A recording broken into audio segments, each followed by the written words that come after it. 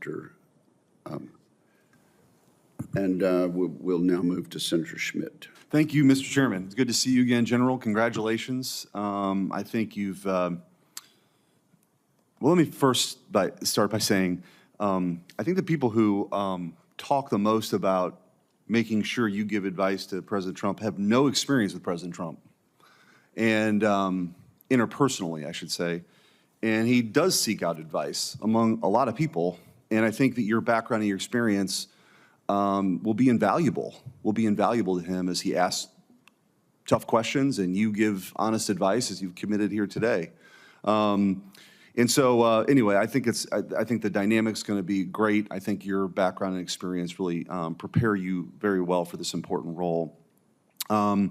So I wanted to ask you about a couple of things where I think that your experience will play an important role in specific decisions. So this great powers competition that we are, with China.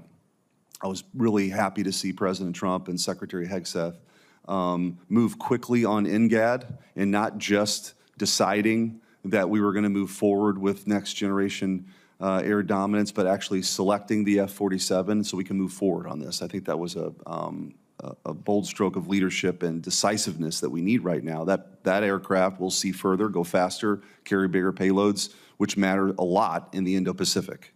And with your experience, I know that you can appreciate that.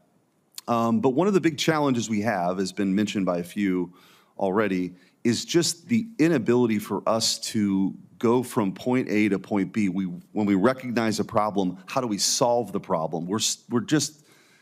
Everyone recognizes it's an issue. And I guess, but we haven't made a whole lot of progress up until this point. I believe there is a commitment to do something about it. You and I talked about this at our office. In your view, what would we do differently if we were at war right now? Like if we actually, live rounds, right? We're at war. What would we do differently than we're doing right now on the procurement side and the execution side? Well, Senator, thanks for the question.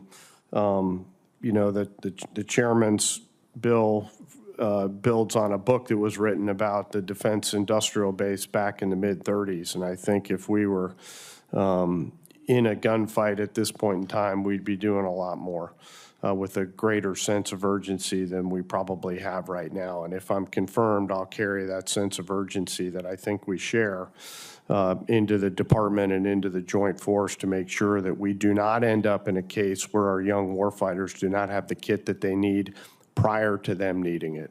Yeah, that overwhelming force that we need to have, that advantage that we have is just critical. And the concern that I have is that we talk a lot about it, but we have to move forward on this. We have to move forward.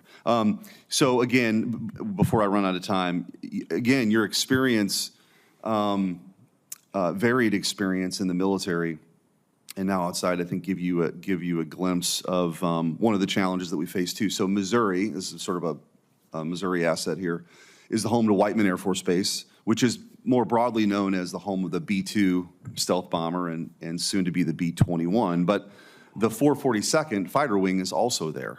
And the 442nd Fighter Wing, like many of these units, punch above its weight class, has flown the A-10 in combat missions for decades. The A-10 is going away. And I think there's a frustration that there hasn't been a follow-on mission named here. And we talked about this in my office, and there's opportunities, whether it's in the short term, the F-15E and eventually the F-15EX. The real danger is that because we've delayed these decisions, these experienced maintainers and pilots, they go somewhere else, right? They just don't have the certainty of knowing that there's going to be a follow-on mission. Will you work with my office and the folks that are responsible for these decisions? We just have to start making these decisions more decisively and timely. And I think that Whiteman stands right in the front of that line.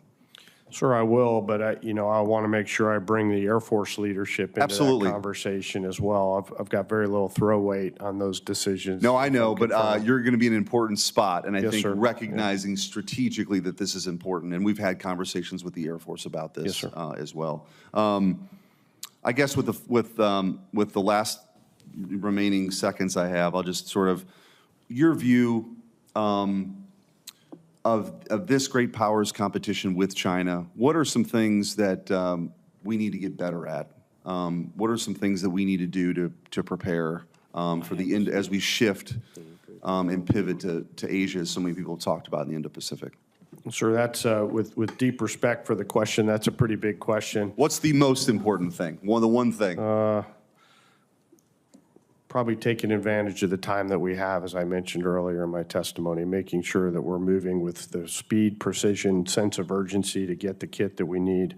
The challenges range from contested logistics to long-range fires to command and control, so it's a much deeper conversation center. Well, thank you. Look forward to working with you. Congratulations. Yep. Will you supplement